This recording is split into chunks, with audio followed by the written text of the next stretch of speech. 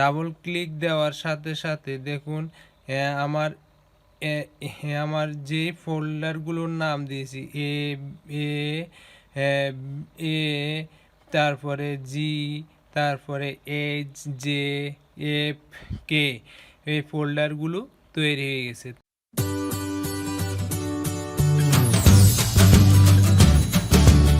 To advance কোর্সে আপনাকে স্বাগতম। আজকে আমি যে বিষয়টি দেখাবো, আমরা কিভাবে আমাদের এই ফোল্ডারগুলোর আইকন চেঞ্জ করতে পারি। দেখুন আমার এই দুইটি আইকন হচ্ছে যে আলাদা, অন্যরকম। তো এটা আমরা কিভাবে করতে পারি। আবার দ্বিতীয়ত শিখবো যে রিসাইকেল বিন কি, অর্থাৎ রিসাইকেল বিনটা কিভাবে কাজ করে, সেই বিষয়গুলো আমরা আজকে দেখাবো।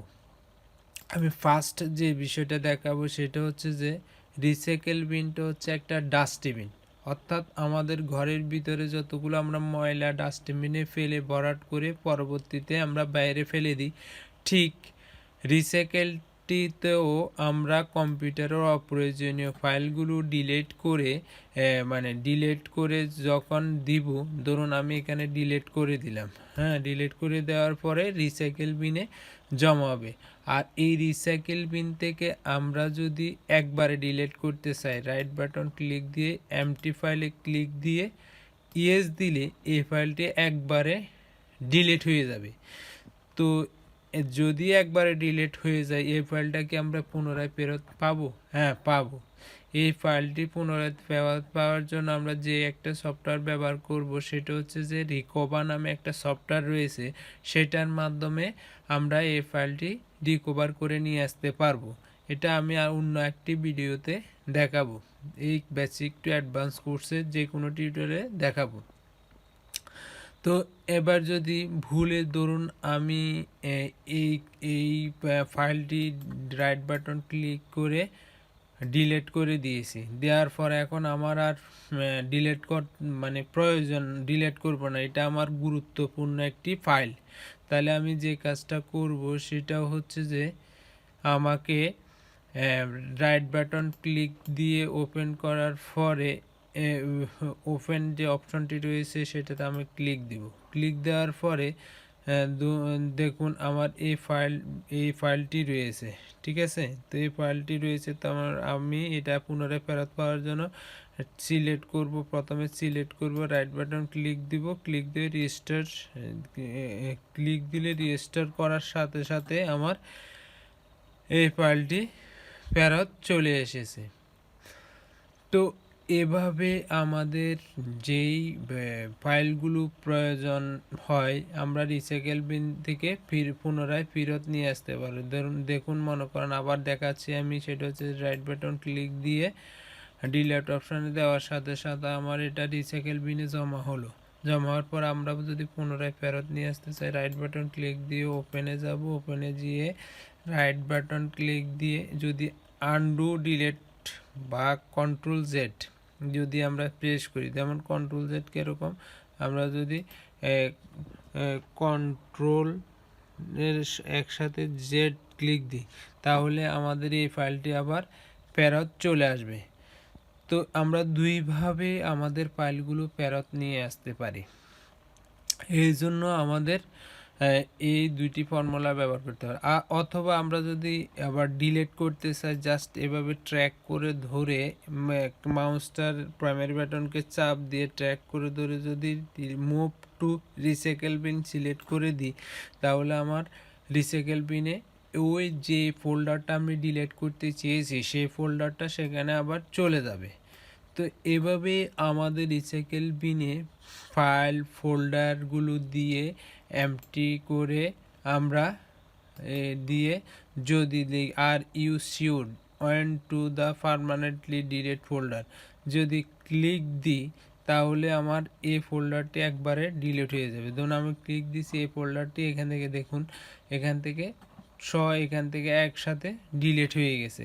এখন যে বিষয়টি দেখাবো সেটা হচ্ছে যে ধরুন আমার এই ফোল্ডারটি আইকন চেঞ্জ করতে চাই, তাহলে আমি কি করব, করার জন্য আমরা জাস্ট সিলেক্ট করব, রাইট বাটন ক্লিক দিব, ক্লিক দিয়ে প্রপার্টিসে যাব, প্রপার্টিসে যাই কাস্টম অপশানে যাব, কাস্টম অপশানে গিয়ে চেঞ্জ আইকনে যাব। চেঞ্জ আইকনে গিয়ে ধরুন আমার এই আইকনটি দিব, সিলেক্ট করলাম, সিলেক্ট করে ওকে দিলাম, ওকে দেওয়ার পরে অ্যাপ্লাই দেওয়ার পরে ওকে দেওয়ার সাথে সাথে দেখুন আমার এই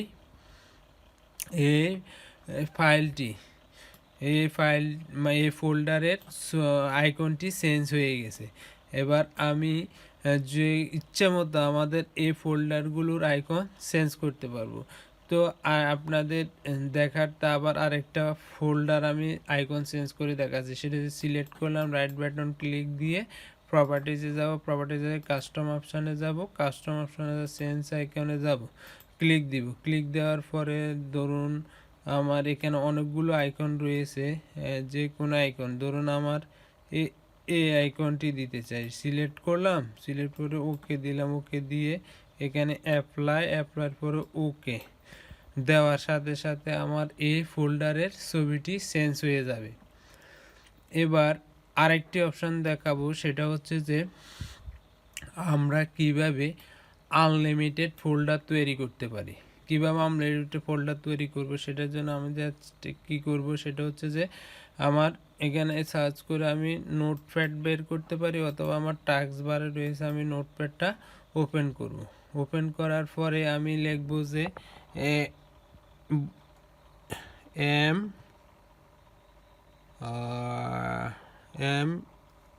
MD দেওয়ার পরে আমি একটা স্পেস দেব। স্পেস দেওয়ার পরে যদি আমি ধরুন ABCDFGHKL এই ধরুন সবগুলো এইসব নামে ফাইলটা তৈরি করার জন্য তৈরি করব, তখন আমরা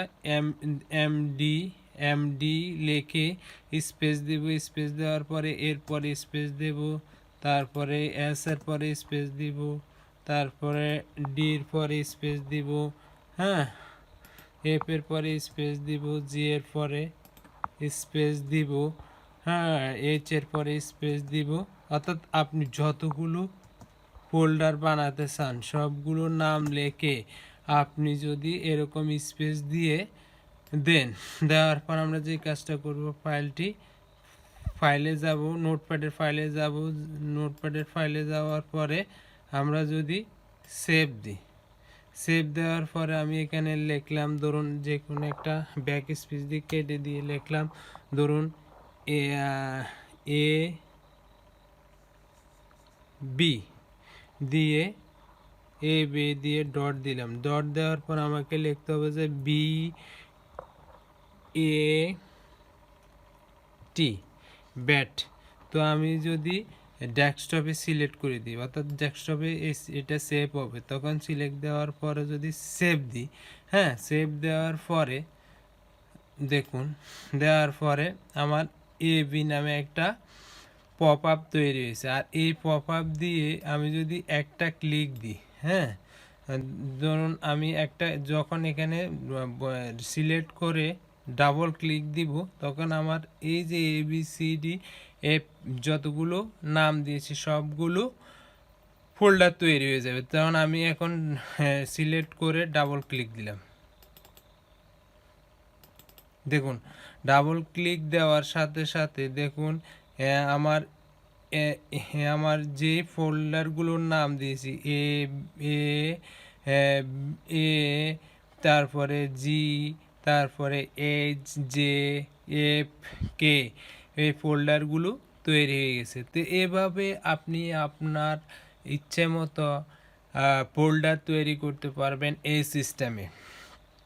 তাহলে এই বিষয়টি আপনি যেমন যাদের মানে অনেকগুলো ফোল্ডারের প্রয়োজন হয়, আপনি এই সিস্টেমটা তৈরি করে অসংখ্য ফোল্ডার তৈরি করতে পারেন। তো আজকে এই পর্যন্ত। যদি এই ভিডিওটি ভালো লাগে তাহলে লাইক করে শেয়ার করবেন, তাহলে আপনার দ্বারা অনেকগুলো মানুষ এই বিষয়গুলো জানতে পারবে।